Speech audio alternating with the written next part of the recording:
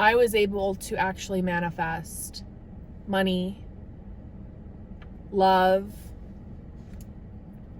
Oh yeah.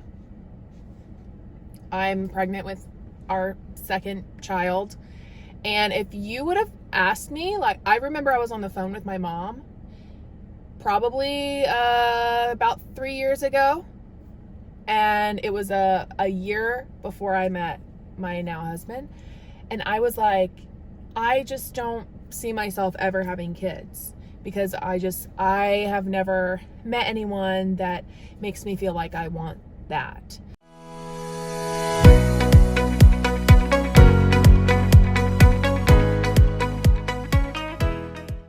Okay, I was on my way to where I'm going now, and I was talking to myself in the car, and I wish I would have recorded it, but of course I was driving. Anyway, I've been doing a lot of money manifestation lately, and I just feel like we've been told lies our entire life, and that led me and probably some of you down a path of just like the mindset of scarcity, lack, guilt, shame, not enough. And because of these thoughts that have led us through this life, we ultimately are not an energetic match for abundance, wealth, love, all the things, and bliss. And I, over the last 2 years, 3 years now, I was able to actually manifest money, love. Oh yeah. I'm pregnant with our second child. And if you would have asked me, like, I remember I was on the phone with my mom probably about 3 years ago. And it was a year before I met my now husband. And I was like, I just don't see myself ever having kids because I have never met anyone that makes me feel like I want that. And that wasn't just like, I felt like that, yes, but I felt like that because I went through life not feeling safe with men, for reasons that weren't my fault. But because of those reasons that weren't my fault, it led me into attracting relationships where those were my fault for allowing those types of relationships. You see what I'm saying? And I didn't do the work to rewire my brain on finding the right guy. So I went through life like, oh, good guys aren't out there. This might sound like you. Good guys aren't out there. I'll never find the one. Guys just aren't the same anymore. Guys are really feminine these days. Guys aren't really masculine these days.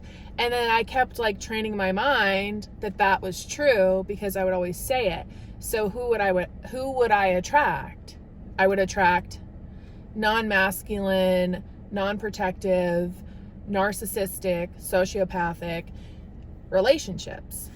And that led me down an even sadder path. And it wasn't until, I got hit in the head with reality where I actually attracted a sociopathic narcissist who led me down a really one of the darkest paths I've ever been on, where I was like, deep down, your gut instincts are like, something is not right. That your gut and your brain, I just learned that your gut has more nerve endings than your brain. So when people say they get that gut feeling, that is why.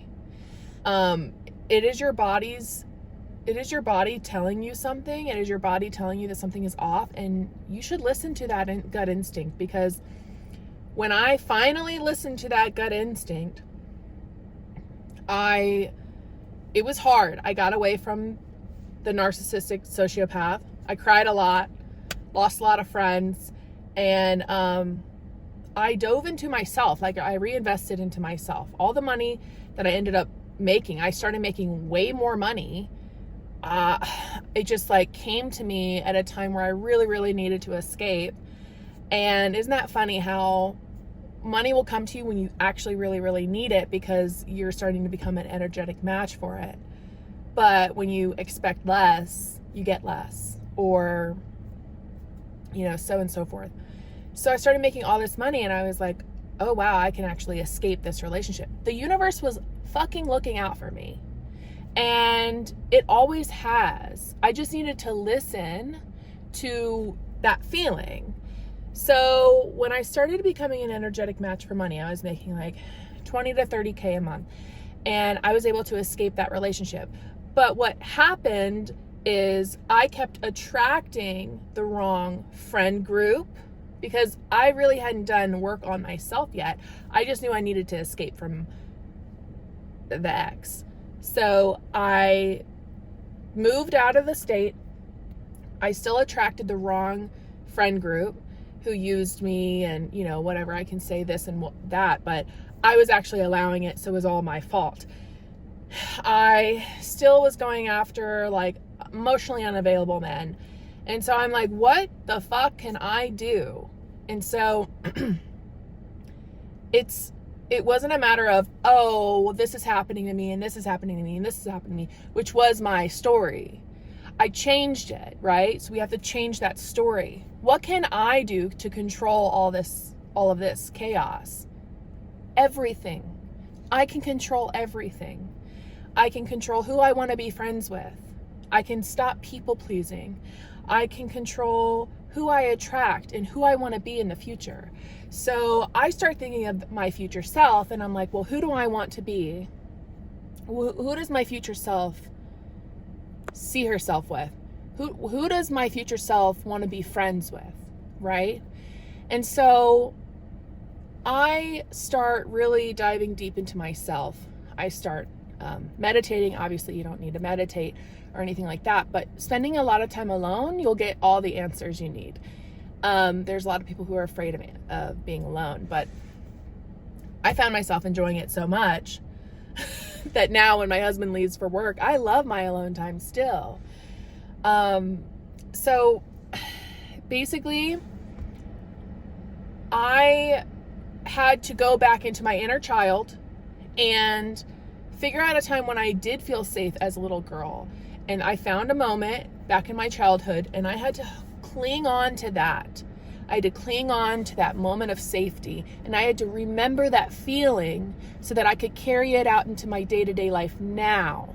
Because I was living in scarcity and lack and guilt and shame and all this stuff because of what happened to me as a child, which is most of us will do a lot of things in our day-to-day life that we don't understand that it actually comes from our childhood.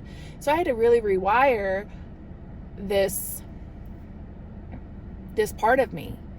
And so there was one meditation where I really, my purpose was to go down deep into that feeling of safety and keep it. And I just started crying. I cried for like a whole week. I'm getting emotional now thinking about it. But I remember a time when it was with my grandpa, and he passed away when I was 11, and I had some things happen when I was a child. But I remember my grandpa, and he always made me feel the best. So I'm gonna stop crying in a second. This wasn't meant to be a sappy thing, but anyway. So I remember this feeling of being safe with him and being safe, and I was safe, and I was safe. And when I opened my eyes, I had to carry that safety with me. Mind you, I cried for like a whole week, but I remember I completely softened as like a woman, because I've been so masculine. I've been working for myself. I don't let people pay for things. I people please. I overgive. I take care of things. I control things. And all of that it stopped. I just seized it all. I really clung on to the moment, that feeling of safety. And I was like, I'm already safe. Why do I need to try to prove myself to this person or try to prove myself to this person? If I feel like I need to prove myself to this person, I should probably let that person go, because obviously I'm not getting what I need out of that relationship. It's a give relationship, not a give-receive. So I started really like just wiping all my friend group out. Anything that didn't serve me or align with me. I mean, I could tell the more I practiced this stuff, the more it got easier, where like I could meet you and I would already know if I'm a match with you or not. So now, like if I meet someone new and all of a sudden they're just complaining, like they're not, obviously, like they're not an energetic match for me as a friend or a partner or whatever. So 3 months after this meditation that I did, I kept that feeling of safety. I knew I could give a man what he needed, and I met my now husband 3 months later. And it was hard because, you know, we have these habits of when we date, when we anxiously date, and I was an anxious dater. And, you know, I go into like scarcity mode, like, oh, well, what if he doesn't text me back, whatever. And there was a day he didn't text me all day. And I was fighting with my old self and my new self of like, you know, he's not texting me, and my new self is like, this is okay, because there is an abundance of men out there. So if it doesn't work out, it's okay. Yes, I really like this guy. It would really suck if it doesn't work out. But there's an abundance of men out there, and I need to be in abundance. Anyway, this video is getting really long, but just shows like the concept of like, if you're feeling abundant and if you're feeling safe, if you're carrying those feelings with you, you are an energetic match for it, which means the universe is listening to you at all times. So when you say I'm fat, or I don't look good today, or I don't feel well, or this always happens to me, or I can't do this because of this, you are just complaining, and the universe is going to match that. And then you're going to continue to go down a path of scarcity, lack, guilt, shame, and the rest of it.